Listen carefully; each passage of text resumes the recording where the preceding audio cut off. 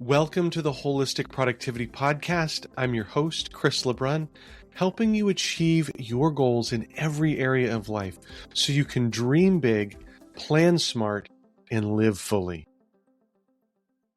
Every time you say yes to something, you are saying no to something else.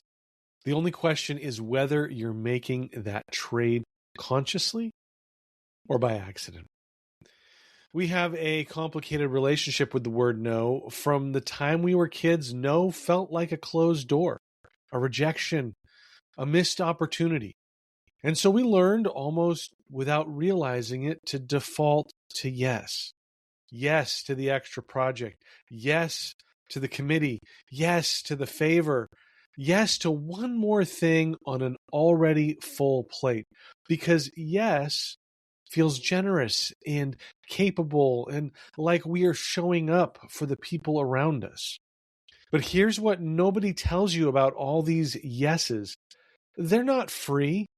Every yes you give to something is a no you are quietly handing to something else. Your time, your energy, your focus, these are finite resources. When you say yes to one thing, you are taking those resources from somewhere. The only question is whether you are making that trade on purpose or by accident. For a few years, I was an adjunct teacher at my alma mater down in Texas. I taught advertising and public relations classes for them. And honestly, I loved it. There was something really engaging about, being in front of a Zoom room full of students that are just starting to figure out who they are and what they want to do with their lives. I genuinely looked forward to it. It started as one class a semester, 2 nights a week, totally manageable, no big deal. And then it became 2 classes, 4 nights a week, still online, still something I enjoyed, but suddenly it was taking up a significant chunk of time and mental bandwidth that I needed for other things.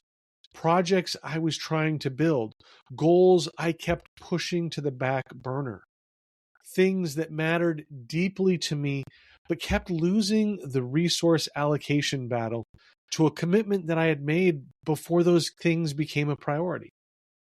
I didn't want to quit. I wasn't burned out. I still cared about the students and I loved being part of the university again. But I had to be honest with myself. This yes, as good as it was, had become a no to things I cared about more. So I stepped away. And that decision, as hard as it was to make, created space for exactly the things I had been saying I wanted to prioritize. The projects moved forward. The goals got real attention. Not because I suddenly had more hours in my day, but because I stopped giving those hours to something that was no longer the best use of them. That's what intentional people understand that most people don't. They are not doing less, they are protecting more. The no is not a closed door, it's a gate, and they decide what gets through. Now, I want to be clear about something. This is not permission to become someone who never shows up for other people. Generosity is a value worth keeping, but there is a difference between being generous and being overcommitted. Generosity is a choice. Overcommitment is what happens when you stop making choices and just start saying yes on autopilot. The most productive, most fulfilled people I know are not the ones with the longest resumes of commitments. They're the ones who can look at their life and tell you clearly and confidently why everything on their plate is there. So here's what I want you to sit with this week. Look at your current commitments, all of them, every single one. And for each one, ask yourself this question. If someone asked me to take this on today, knowing everything I know about my current priorities, would I say yes? If the answer is no, that tells you something important, something worth acting on. Saying no is not a closed door. It's how you keep the right doors open. Let's pause here for a quick break. We'll be right back. If you've ever gone down the rabbit hole of trying every to-do list or project management app, you know how exhausting it can be. You download the app, you set it up, enter all your data, and then scramble to cancel it before the trial ends. Trust me, I've been there and it's no fun. That's why I love Efficient.app. Alex and Andra, a husband and wife team, have spent over a decade testing and reviewing software of all types so you don't have to. Calendars, project management, banking, planners, email marketing, you name it, they've covered it with honest reviews and side-by-side comparisons. And they don't sugarcoat it. If a tool isn't worth your time, they tell you straight up. I've personally found their reviews super helpful when I was trying to sort through different project management apps. It saved me a ton of time and frustration. Best of all, they often have special deals on the tools they recommend so that you can save money. I'm especially grateful to Efficient.app because they've been supporting the Wholistic Productivity Podcast since the very beginning. The best way to check them out and support the podcast is through the link in the show notes. So next time you're looking for software, let Efficient.app do the work for you. Trust me, you will not regret it. One of the things I don't often say no to is learning. I love to learn. And that's probably not something my elementary school teachers would have bet on when I was a kid. I remember thinking, I cannot wait until I'm done with school so I never have to learn anything again. Now, as adults, of course, we know this isn't true. There is so much learning and continuing ed, even after school. What I've come to realize is I liked to learn. I love to learn. I just didn't like school. In my weekly newsletter this week, I talked about my latest learning adventure. If you haven't subscribed to the newsletter, I invite you to do that. It's just once a week, one simple thought. It's different from the podcast or anything we have on social media. I'll put a link in the show notes to where you can subscribe for that. But not long ago, I had an epiphany about learning. You know, the best learning isn't what you need to know today, but what you need to know tomorrow. Think about it. I didn't really need to learn multiplication in third grade, but I needed to know it in fifth grade when I started getting into that pre-algebra stuff. I didn't need to know how to write a research paper in high school. Not really. They were training me for a skill that I needed in college. If I'm learning today, the stuff that I need to know today, it's too late. I'm already in trouble. If I need to know how to change a flat tire today, learning that by the side of the road isn't going to help me all that much. It's going to be so much worse than if I learned how to do that years ago. That's why I took a webinar not long ago about the relationship between sales and marketing teams. When honestly, I don't have either one of those teams. I am both right now. I don't even have a team. But someday I will. Someday I'll want to know how those two teams that we often think of the same are actually very different. They work in different ways. They can have different goals. And even though they are connected, they have different metrics. Sure, there is lots to learn that is sort of evergreen, some sort of skill or mindset that I can plug in at any time and benefit from. A lot of the books that I read fit into that category.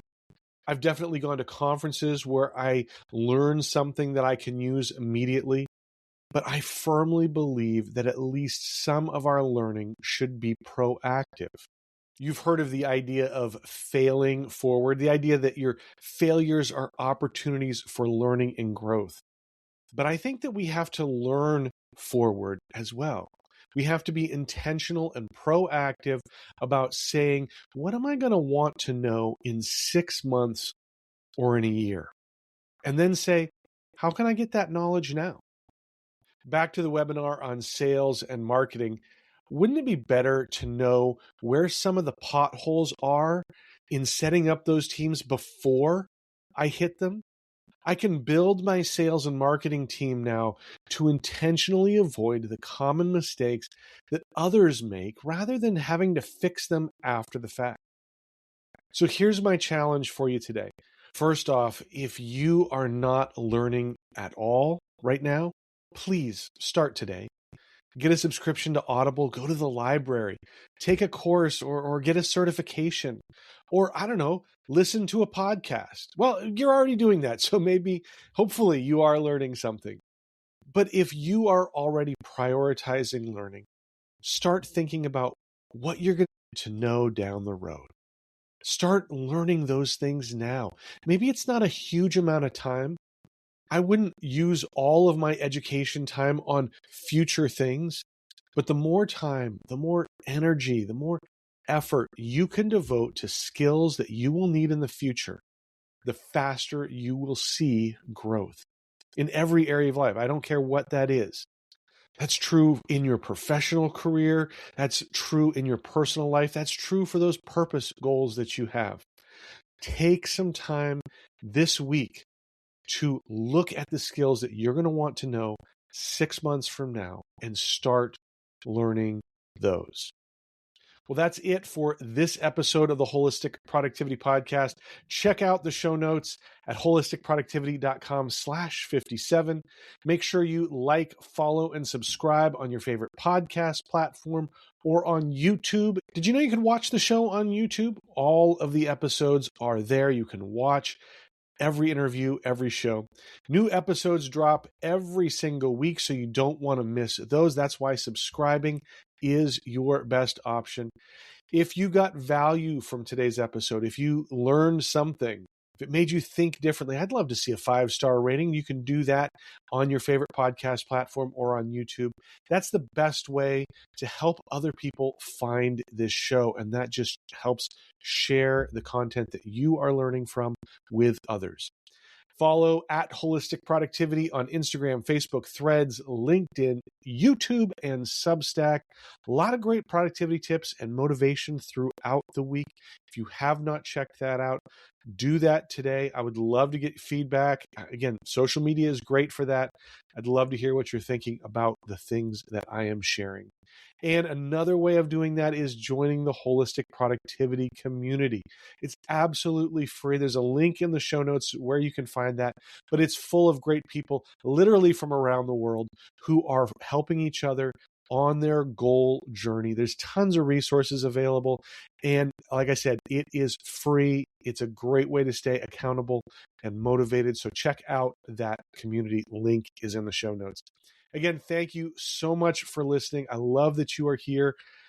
As always, the reason that I do this, the reason that I spend this time with you is to help you dream big, plan smart, and live fully. And I can't wait to see what that means in your life. All right, take care. Have a great week. We'll see you next time.